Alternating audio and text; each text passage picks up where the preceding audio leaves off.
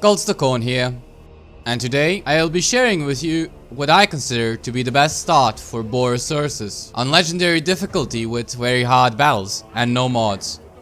In the video I will be showing you two ways how you can start your campaign.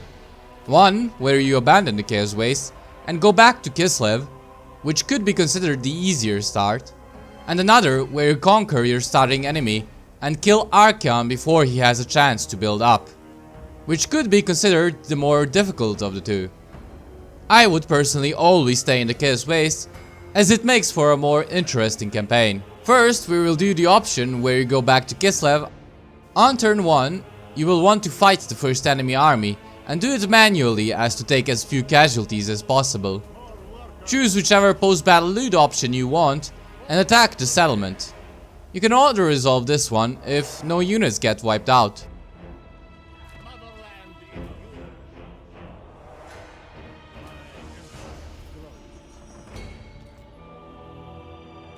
Start recruiting to kosairs.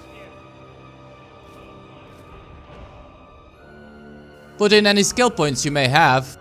For Boris I usually go with his red skill line to buff the kosairs. And for the patriarch I go for salyaks lullaby so he can heal Boris and the bear cavalry. Start researching hooked blades and end the turn.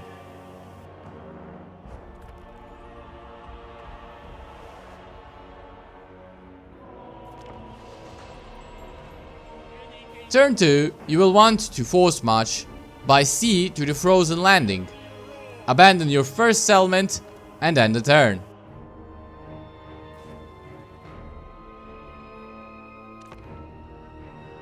Turn 3, land and occupy the frozen landing. If you abandoned your first settlement, you will be able to instantly occupy it at tier 1. Activate the invocation of salyak.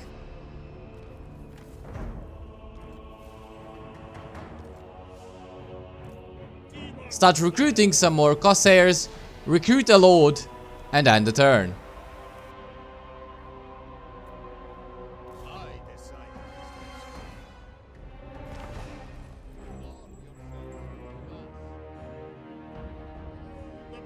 Turn 4, move Boris and the second lord towards the next settlement. Recruit more kosairs and end the turn. Turn 5, join war against the Gormandi tribe with the Rasputin clan for some cash and a trade agreement. You could also get some more treaties, but they usually get wiped out, so taking the money will be better. Attack the settlement with the boyar and occupy it.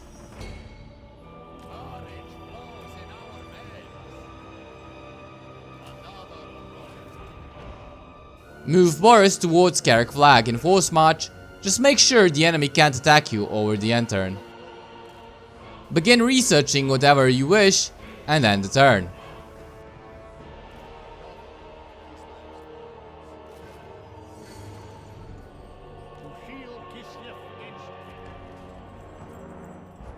Over the end turn, the Norskins will either suicide their army into the Rasputin clan or will park it in front of Boris. Either which way, they won't be much of a threat. Turn 6, if they position themselves in front of Boris, just attack and kill them.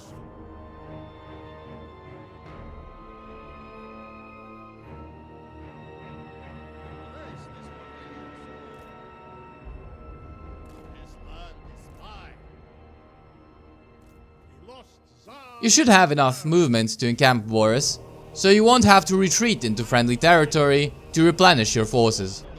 Recruit more kosairs and end the turn.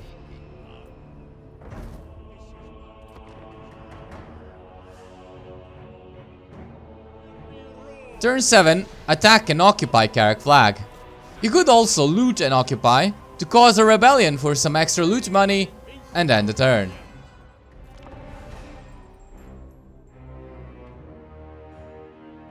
Turn 8, start going towards Fort Streslev. Transfer the kosairs into Boris's army. Recruit more of them. Build up anything you can and end the turn. Over the end turn, if the Skaven occupy Forge Dreslav, it's not an issue. Rather, it can be quite beneficial. Turn 9, simply attack the Skaven and occupy the settlement.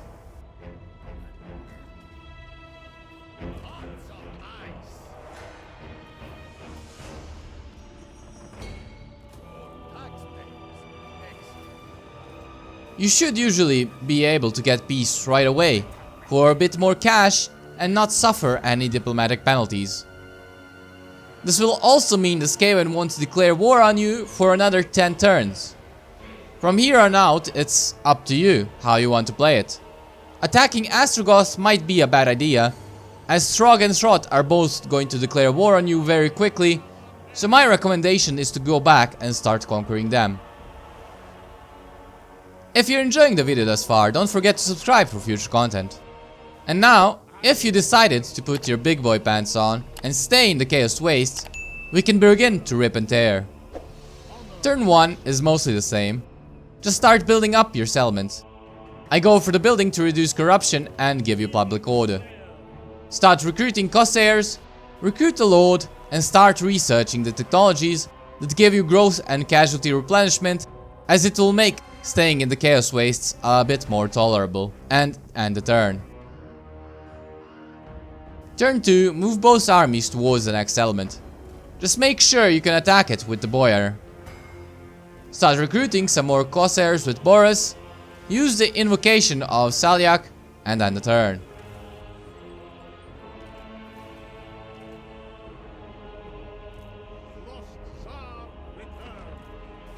Turn 3, attack the settlement and occupy it.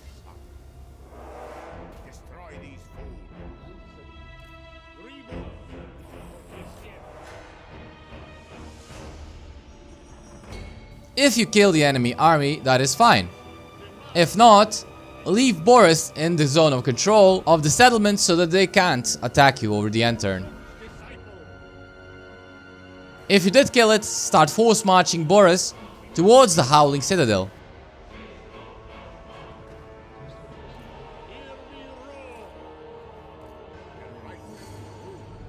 Recruit more kosairs with the boyar and end the turn.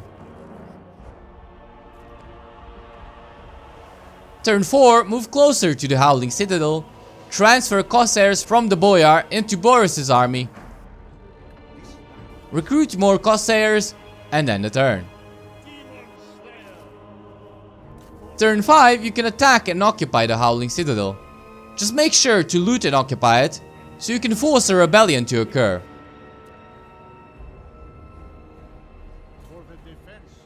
Doing this, you can get some extra cash from fighting the rebellion, and not have to worry about it happening when you won't be able to kill it instantly.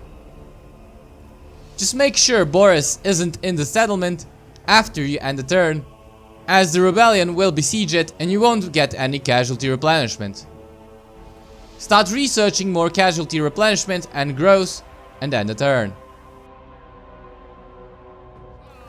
Turn 6, kill the rebellion with Boris. Just don't reinforce with a boyar, as afterwards you will force march towards the burning monolith. So make sure you will have enough movement to reach it next turn.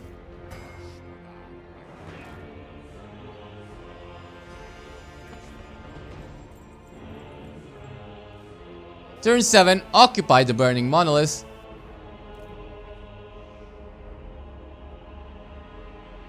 And now you can put the commandment Magic Wards of Climate Change, which removes any penalties from unsuitable climate.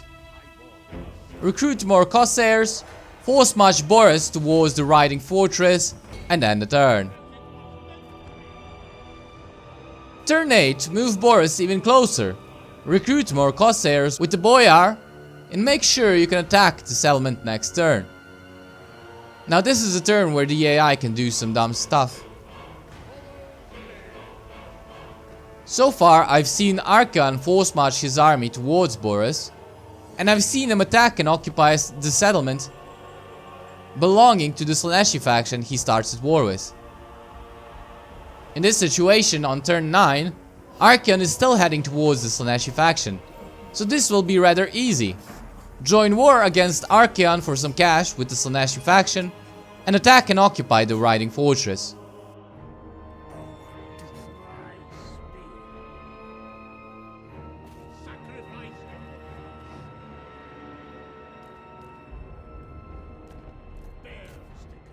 Autoresolve is fine, so long as you don't take medium casualties, in which case fight it manually.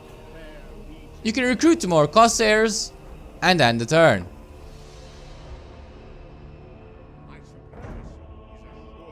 If Archeon didn't take another settlement, he will come towards you to attack. If he did, he usually just sits in it and waits for you to come and kill him. Turn 10, we attack Archeon, and here I chose to fight it manually, as to not lose a unit.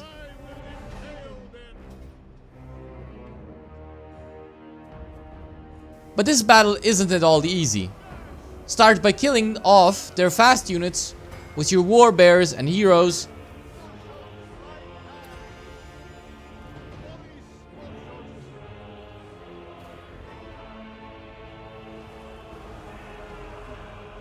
Try and decrew the hell cannon if you can. And afterwards move up your units and commit to an attack. Just make sure you're careful about Archeon's spellcasting and try to dodge as many burning heads and searing dooms as you can. The battle is quite hard, and if you aren't confident, you can always just auto-resolve.